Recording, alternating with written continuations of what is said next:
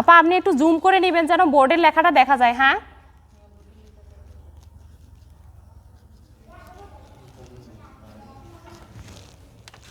এইটা হচ্ছে আজকে আপনাদের টপিক, আর বিষয় কোড হচ্ছে এইটা। আমি প্রতিদিন কি সাবজেক্টের নাম বলে দিব হবে। আজকে আপনাদের সাম হচ্ছে বিশ্বশিল্পের ইতিহাস, হিস্টোরি অফ ওয়ার্ল্ড। এখন দেখেন আমি আপনাদের মেসোপটেমীয় সভ্যতার ইতিহাস ও শিল্পকলা নিয়ে কথা বলবো। অন করছেন? দেখেন, আদি মানুষ বেঁচে থাকার জন্য খাবার সংগ্রহ করত, বনের গাছের ফলমূল, পশু পাখির মাংস, তারপর হচ্ছে ডিম দুধ খেত। তার মানে কি আদিম মানুষ হচ্ছে কি বেঁচে থাকার জন্য খাবার সংগ্রহ করত। তাদের জীবন ছিল কি যাযাবর। তারা বেঁচে থাকার জন্য কি পশু পাখির মাংস, ডিম দুধ, তারপর হচ্ছে কি ফলমূল, সেগুলো সংগ্রহ করে খেত। তখনকার যুগে তারা খাবার তৈরি বা উৎপাদন করতে শেখেনি আদিম মানুষরা, সেটা হচ্ছে মেসোপটেমীয় সভ্যতার আমলে তারা হচ্ছে কি খাবার প্রস্তুত করতে শেখেনি। তার মানে কি প্রকৃতির উপর নির্ভরশীল ছিল, মানে প্রকৃতির উপর নির্ভরশীল ছিল। একসময় তারা পশুপালন আর কৃষিকাজ করতে শিখে যায়, আর এই নদীর তীরে থাকতে শুরু করে তারা। তারপরে দেখেন যে কারণ নদীর তীরের মাটিতে ফসল ফলাতে খুব সুবিধা হয়। তার মানে কি মেসোপটেমীয় সভ্যতার মানুষেরা নদীর তীরে বসবাস একসময় শুরু করে দেয়। তাদের জীবন যাযাবর ছিল, তারা প্রকৃতি নির্ভর ছিল, কিন্তু পরে তারা হচ্ছে যে নদীর তীরে বসবাস শুরু করে। নদীর হচ্ছে পলি মাটিতে ফসল ফলানোর জন্য তারা নদীর তীরে বসবাস শুরু করে দেন। আর হচ্ছে নদী পথে সহজে ব্যবসা বাণিজ্যও করা যায়, সেজন্যই তারা হচ্ছে কি নদীর পাশে তাদের হচ্ছে একটা থাকার জন্য কি মানে বাসস্থান তৈরি করে নেন। তারপরে দেখেন নদীর তীরে মানুষ ধীরে ধীরে তৈরি করে নেয় গ্রাম ও শহর। হাজার হাজার বছর আগে মানুষ যেসব জায়গায় উন্নত শহর গড়ে তুলেছিল সেগুলোকে আমরা বলি সভ্যতা, সিভিলাইজেশন। লিখে নেন।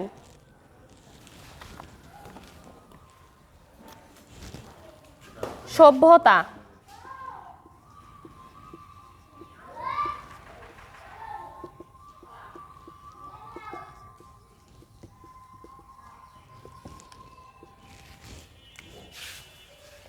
তারপরে হচ্ছে মিশরীয়, পারস্য, সিন্ধু, ফিনিশীয়, হিব্রু, রোমান, চৈনিক, গ্রিক, এরকম অনেক সভ্যতা তৈরি হয়েছিল।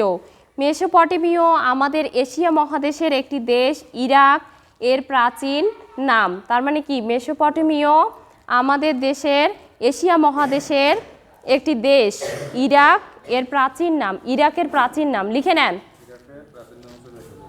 মেসোপটেমীয় এশিয়া মহাদেশের একটি দেশ, ইরাক এর প্রাচীন নাম, ইরাকের প্রাচীন নাম।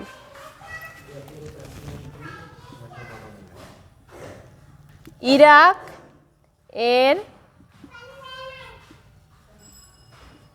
প্রাচীন নাম মেসোপটেমীয়।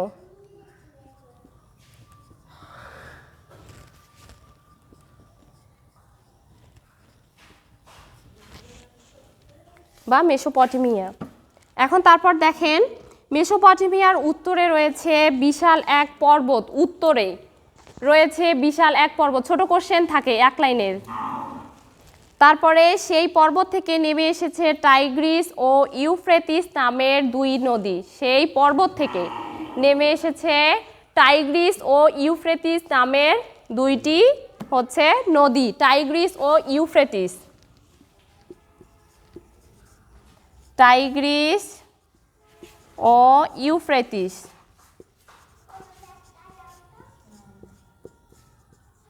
নামের দুই নদী। ইউফ্রেটিস নামের দুই নদী, এগুলো তো আপনারা পড়ছেন, ইতিহাসে ছিল না বাল্যকালে। তারপর দেখেন এই নদী দুটির তীরে গড়ে উঠেছিল সুমেরীয়, বেবিলনীয়, তারপর হচ্ছে আসিরীয় এবং ক্যালিডীয় নামের সভ্যতা। আপনাদের জানা দরকার এবং কি আপনাদের পরিচিত, এগুলো পড়ছেন। তারপর এখানে দেওয়া আছে এগুলোকে একসঙ্গে মেসোপটেমীয় সভ্যতা বলা হয়। তার মানে কি সেখানে হচ্ছে টাইগ্রিস, ইউফ্রেটিস নদী আছে। তারপরে সে পর্বত থেকে টাইগ্রিস ও ইউফ্রেটিস নদীর হচ্ছে উৎপত্তি। তারপরে সেখান থেকে আছে কি সুমেরীয়, বেবিলনীয়, তারপরে হচ্ছে ক্যালিডীয় এবং আরেকটা যেন কি দেওয়া আছে আসিরীয়। চারটা সভ্যতা নিয়েই আপনার হচ্ছে মেসোপটেমীয় সভ্যতা গঠিত। এখন মেসোপটেমীয় নগর বা শহর গড়ে উঠেছে। এখন দেখেন মেসোপটেমিয়া শব্দের অর্থ দুই নদীর মধ্যবর্তী স্থান। লিখে নেন, শব্দের অর্থ দুই নদীর মধ্যবর্তী স্থান। লেখা কি বোঝা যাচ্ছে?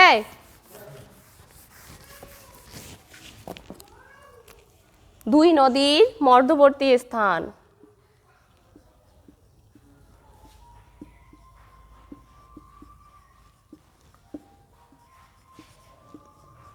স্থান, এটা হচ্ছে মেসোপটেমিয়া শব্দের অর্থ। দুই নদী দুইটা কি কি বলেন তো? টাইগ্রিস ও ইউফ্রেটিস। তারপরে দেখেন এখন আছে সুমেরীয় সভ্যতা। মেসোপটেমীয় সভ্যতা কিন্তু শেষ। এখন মেসোপটেমীয় সভ্যতা কি কি সভ্যতা নিয়ে গঠিত? সুমেরীয়, ব্যাবিলনীয়, আসিরীয়, ক্যালিডীয়, চারটা সভ্যতা। এখন এখানে এই চারটা সভ্যতার ছোট ছোট করে বিবরণ দেওয়া আছে। সুমেরীয় সভ্যতা, মেসোপটেমিয়ার সবচেয়ে পুরনো সভ্যতা হলো সুমেরীয় সভ্যতা। সবচেয়ে পুরনো সভ্যতাটাই হলো সুমেরীয় সভ্যতা। মেসোপটেমিয়ার উত্তর পূর্ব দিকের অ্যাটালিক নামের এক পাহাড়ি এলাকায় ছিল সুমেরীয়দের বাস। অ্যাটালিক নামের, লিখে নেন, অ্যাটালিক উত্তর পূর্ব দিকে, মেসোপটেমিয়ার উত্তর পূর্ব দিকে, উত্তর পূর্ব দিকে অ্যাটালিক নামের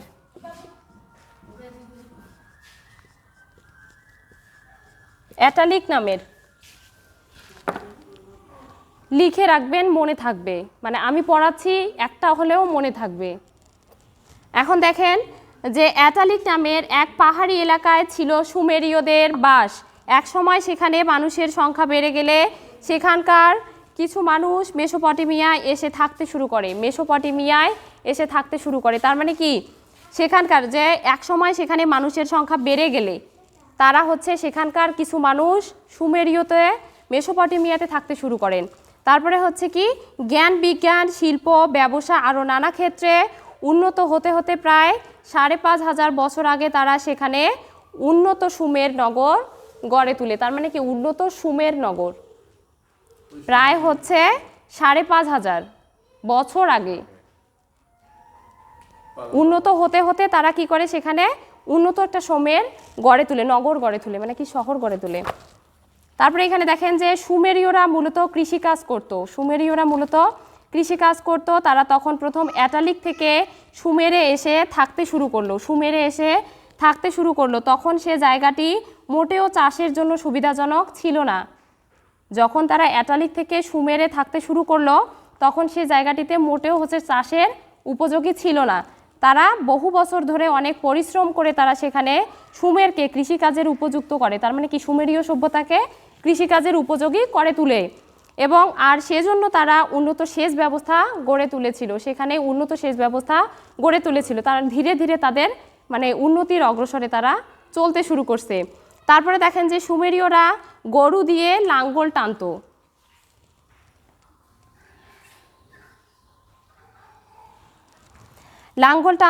আর তাদের গাড়ি টানতো গাধা আর ঘোড়া। মানে কি, তারা শুধুমাত্র গরুটা ব্যবহার করত চাষবাস করার জন্য, লাঙ্গল টানার জন্য, আর হচ্ছে গাড়ি টানতো গাধা আর ঘোড়া দিয়ে। গাড়ি বলতে কি, মালামাল বহন করার জন্য তারা হচ্ছে গাধা বা ঘোড়াকে ব্যবহার করত। এবং তারা কাপড় বুনতো, লেখাপড়া করত, সমুদ্রপথে অনেক দূরের দেশে গিয়েও ব্যবসা বাণিজ্য করত। সুমেরীয় সভ্যতাকে কারিগরি দক্ষতার সভ্যতা বলা হয়। লিখে রাখেন, সুমেরীয় সভ্যতাকে কারিগরি দক্ষতার সভ্যতা বলা হয়।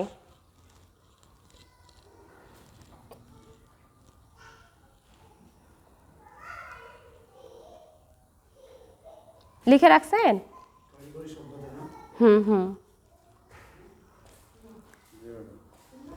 তারপরে দেখেন যে সুমেরীয়রা পৃথিবীতে প্রথম সভ্যতা গড়ে তোলে।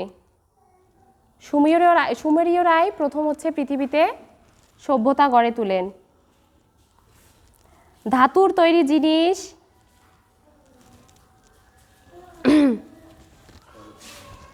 খোদাই মূর্তি ও ভাস্কর্য তৈরিতেও তারা দক্ষ ছিল। মানে ধাতুর যে কোনো জিনিস তৈরি করতো। তারপরে খোদাই মূর্তি বলতে কি, কেটে কেটে খোদাই করে করে যে মূর্তি বা ভাস্কর্য তৈরি করা হতো সেটাও তারা দক্ষ ছিল। তারপরে সুমেরীয় সভ্যতাকে কারিগরি দক্ষতা হিসেবেও বলা হয়, এবং এই সভ্যতায় তারা হচ্ছে কাঠ, পোড়ামাটি, তারপরে হচ্ছে ইট পাথর দিয়ে এত চমৎকার বাড়ি বানাতে শিখেছিল যে এখনকার মানুষও তা দেখে মুগ্ধ হয়।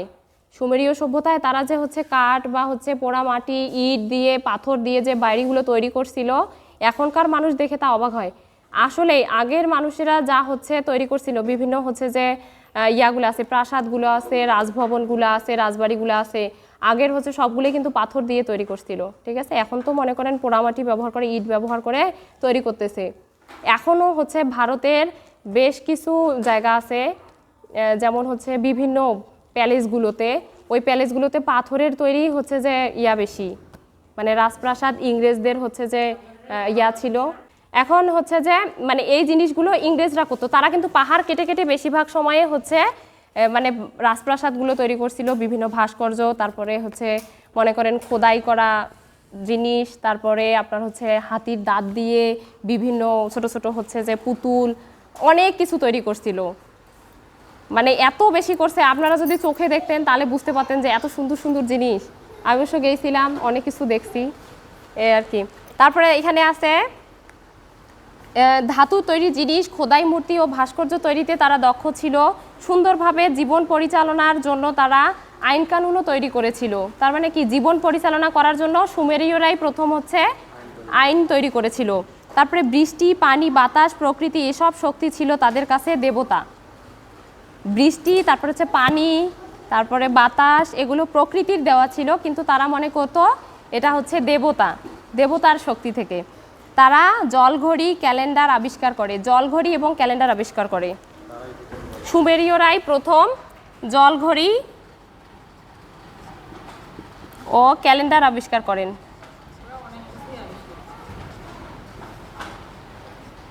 আর বাঙালিরা বসে বসে খাইছে, বুঝছেন, আবিষ্কার করেন। তারপরে সুমেরীয়রাই নতুন হচ্ছে, সুমেরীয়দের তারা জলঘড়ি এবং ক্যালেন্ডার আবিষ্কার করেন। সুমেরীয়রাই যুদ্ধেও খুব পটু ছিল। সুমেরীয়রা নতুন ধরনের লেখার পদ্ধতি আবিষ্কার করে, এর নাম দেয় কিউনিফর্ম লিপি। লেখার পদ্ধতি প্রথম হচ্ছে সুমেরীয়রাই আবিষ্কার করে, এর নাম দেন কিউনিফর্ম লিপি। কিউনিফর্ম লিপি।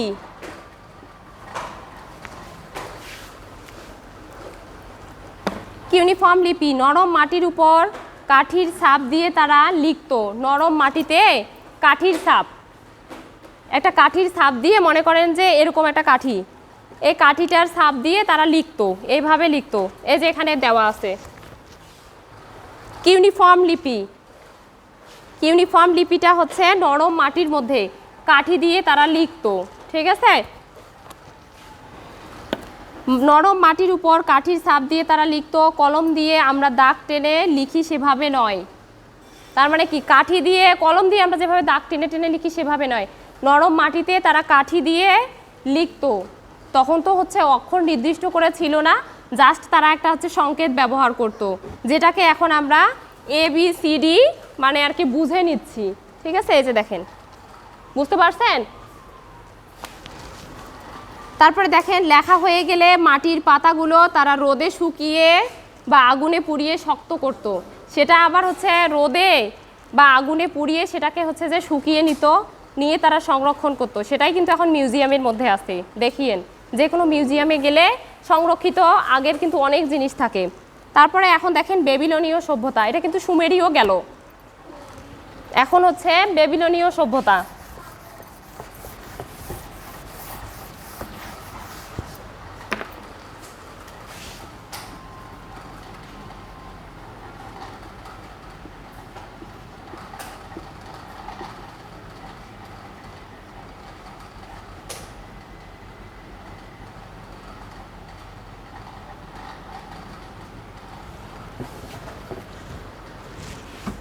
বেবিলনীয় সভ্যতাটা দেখেন, ইরাকের পাশে সিরিয়া নামের যে দেশটি আছে সেখানে আজ থেকে প্রায় 3000 বছর আগে সেমাইট নামের এক জাতি বসবাস করত। সেমাইট নামের, সেমাইট।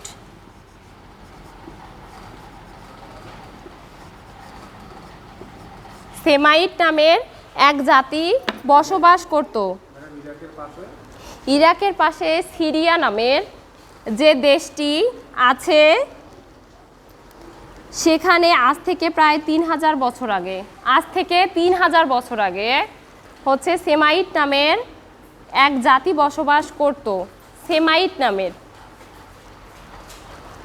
তারা মেসোপটেমিয়ায় এসে সুমেরীয়দের সঙ্গে যুদ্ধ করে। তার মানে কি, মেসোপটেমিয়ায় এসে তারা সুমেরীয়দের সাথে যুদ্ধ করে এবং যুদ্ধে সুমেরীয়রা হেরে যায়। সুমেরীয় সভ্যতা যারা ছিল তারা হেরে যায়।